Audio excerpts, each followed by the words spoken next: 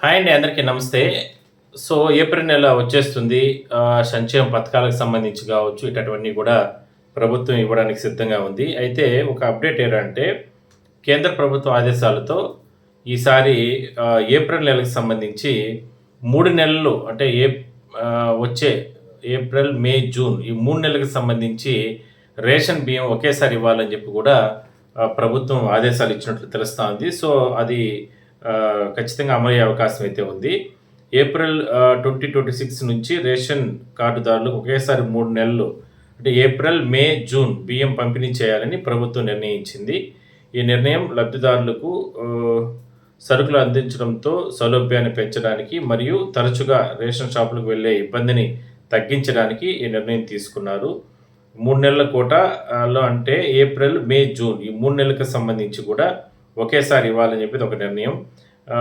Ration card ఉన్న వారందరూ కూడా మీ సమీపంలో ఇప్పటికే ఆల్రెడీ మీరు తీసుకునే దుకాణాలు, రేషన్ దుకాణాల్లోనే వెళ్ళి తీసుకోవచ్చు. రాష్ట్రంలో పంపిణీ వ్యవస్థను క్రమబద్ధీకరించడం మరియు లబ్ధిదారులకు ఇబ్బందులు లేకుండా చేయడం కోసం ఈ నిర్ణయం తీసుకున్నారంట.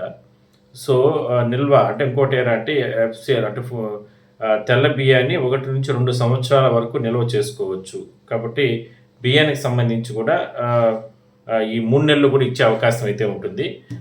కాబట్టి అది నాకు తెలిసి రేపు ఎల్లుండి లోపల, ఎందుకంటే 1వ తారీఖు నుంచి బియ్యం అనేది ప్రారంభిస్తారు కాబట్టి 3 నెలలు ఒకేసారి తీసుకోవచ్చు. ఎందుకంటే ప్రభుత్వానికి సంబంధించిన గోడౌన్స్‌లో అంటే 2 తెలుగు రాష్ట్రాలు, తెలంగాణలోనూ ఇస్తారు, ఏపీలోనూ ఇస్తారు. ఇక అన్ని రాష్ట్రాల్లో కూడా ఇస్తారు. అంటే కేంద్ర ప్రభుత్వం ఇచ్చిన ఆదేశాల ప్రకారం మొత్తం గోడౌన్స్‌లో పెద్ద మొత్తంలో ఈ బియ్యం అన్నీ కూడా స్టాక్ ఉన్నాయి. వాటన్నిటిని కూడా ప్రజలకు ఎట్లా ఇచ్చేస్తే ఇంకా కొత్త అంటే ఆల్రెడీ ఉత్పత్తి అవుతున్నట్టు వరంతా కూడా రైతుల నుంచి కూడా కొనుగోలు చేసి దానికి గోడౌన్స్ తరలించవచ్చు. అదీ కాకుండా గత కొద్ది రోజుల నుంచి కూడా ఈ యుద్ధం ఎఫెక్ట్ కారణంగా చాలామంది అంటే ఇబ్బందులు పడుతున్నారు కదా, సామాన్య ఉన్నటువంటి ప్రజలకు సంబంధించి.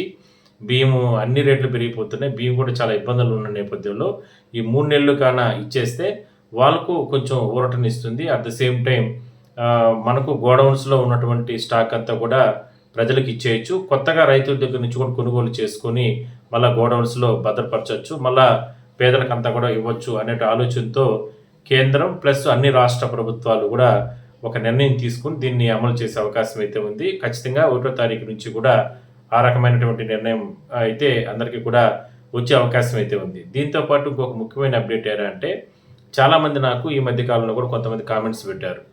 అంటే రేషన్ కార్డులు ఇస్తున్నారు, ఏపీలో కూడా మనకు కొత్త కార్డ్స్ ఇస్తున్నారు.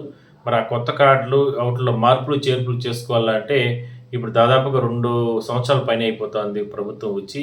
ఇంకా కూడా అవకాశం ఇవ్వలేదు. మేము అంటే పెళ్ళిళ్ళు చేసుకున్న వాళ్ళు కానీ, లేదంటే ఇట్లా విడిపోయిన వాళ్ళు కానీ, లేదంటే డెత్ అయిన వాళ్ళు కానీ, ఇట్లా రకరకాల ఎన్నో సమస్యలతో ఉన్నవాళ్ళు కార్డులు స్విప్ చేసుకోవాలన్నా, లేదంటే మార్పులు చేర్పులు చేసుకోవాలన్నా, పేర్లు మార్చుకోవాలన్నా, లేదంటే పేర్లు తప్పులున్నా, ఇట్లా రకరకాల సమస్యలు ఉన్నాయి. వాటిని మార్పులు చేర్పులు చేసుకోవాలంటే అవకాశం లేకుండా పోయింది అని అంటూ కూడా కొంతమంది చెప్తున్నారు. మరోవైపు మరికొన్ని చోట్ల కొత్త కార్డులు అప్లై చేసుకోవాలి, కొత్త కార్డులకు అవకాశం ఇప్పించండి అంటే రకరకాలు కూడా చెప్తున్నారు.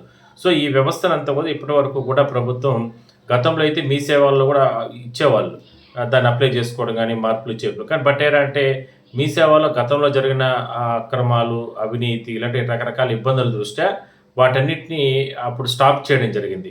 అప్పుడు మళ్ళా గత గవర్నమెంట్‌లో గ్రామ వార్డు సచివాలయాలు వచ్చాయి. వాళ్ళ ద్వారా అవన్నీ అప్లై చేసుకోండి, ప్రభుత్వం దాన్ని పరిశీలన చేసి ఇస్తాదంటూ కూడా అప్పట్లో చెప్పడం జరిగింది. అట్లా చేశారు. బట్ ఏంటంటే ఈసారి ఇక మీదట ఏదైతే ఇప్పటివరకు స్ట్రీమ్‌లైన్ చేసినటువంటి వ్యవస్థని మళ్ళా మీ సేవలకు అప్పగించాలి, మీ సేవలు ఇవ్వాలి. మీ సేవకు గాని అప్పగిస్తే అంటే ఈ ప్రజలకు సేవలు, మరికొన్ని సేవలు వాళ్ళకు ఉపయోగపడతాయనే ఆలోచనతో మీ సేవకు మళ్ళా రేషన్ కార్డుకి సంబంధించినటువంటి కొన్ని కండిషన్స్‌ని, ఒక 9 అంశాలతో కూడినటువంటి కండిషన్స్‌ని అందులో పొందుపరిచి ఇస్తున్నారు అతి త్వరలోనే. సో, ఆ మీ సేవల్లో ఇచ్చేదానివల్ల మార్పులు చేర్పులకి అవకాశం ఉంటుంది. ఏదైనా సరే అంటే కార్డు డివైడ్ చేసుకోవడానికి ఏదైనా అవకాశం ఉంటే, బదిలీ చేసుకోవడానికి అవకాశం ఉంటే దాంట్లో ఉంటుంది. సో, ఇట్లాంటివన్నీ కూడా చేయాలని చెప్పి కూడా ఒక ఆలోచన చేస్తున్నారు. అది కూడా బహుశా ఒక వారం లోపల అంటే క్లారిటీ వచ్చే అవకాశం అయితే ఉంటుంది.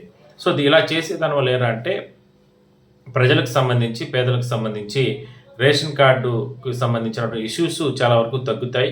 ఎందుకంటే ఇప్పటికే మనకు ఒక కొత్త కార్డ్ ఇచ్చారు. చిన్న కార్డ్ టైప్‌లోనే మొత్తం బార్ కోడింగ్ అంతా కూడా దాని మీద ఉంటుంది. స్కాన్ చేసుకోవచ్చు. లేదంటే బార్ కోడింగ్ ఉంటుంది. ఈ వ్యవస్థ అంతా కూడా ఆ కార్డ్ చాలా చక్కగా ఏర్పాటు చేయడం జరిగింది.